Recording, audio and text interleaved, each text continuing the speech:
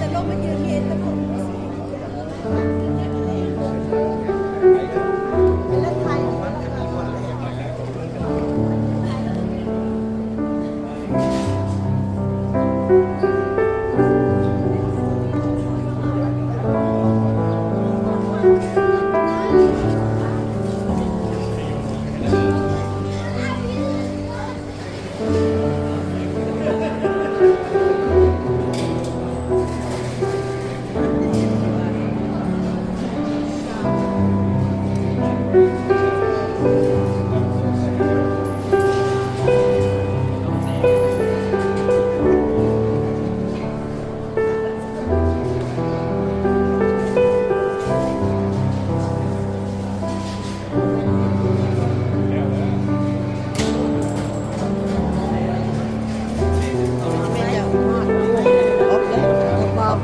จะพูด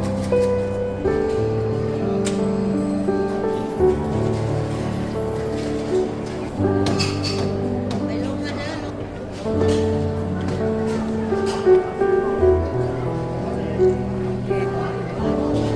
ได้ว่าไอ้ตะโลนี่เจาะนี่เลยหาเดือนอย่างน้ำมัน15 10มันจะมาอย่างไรอยู่ไว้โอเคเอาไปข้าวกับตู้สารนี่ ไปในแม่ตู้สาโอเคเราฮอดไซแล้ว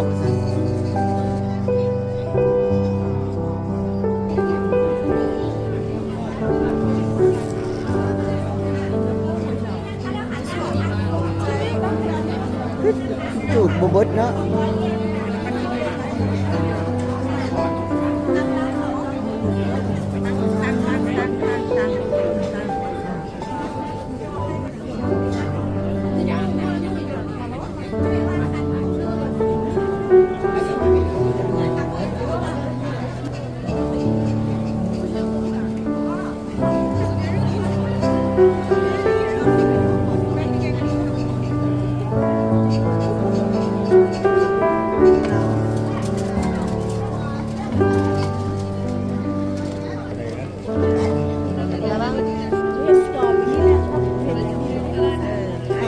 ได้แหละอันนี้ก็ได้แหละเอานักกันในรู้4 คน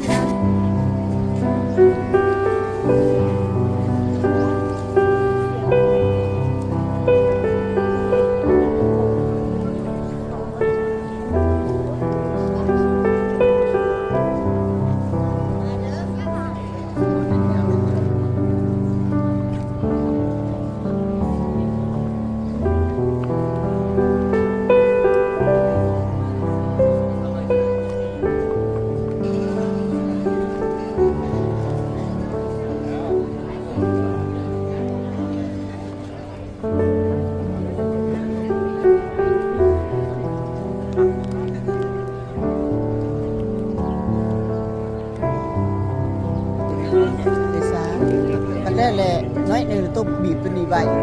ตัวเสกเห็นบอกโอเค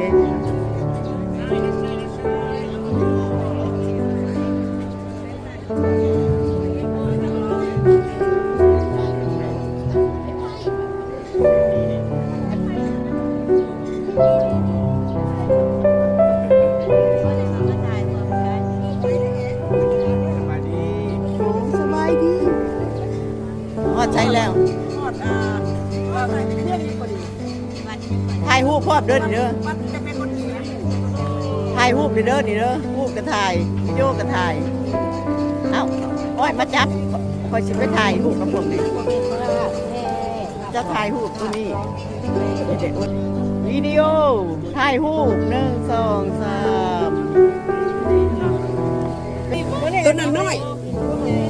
โอเค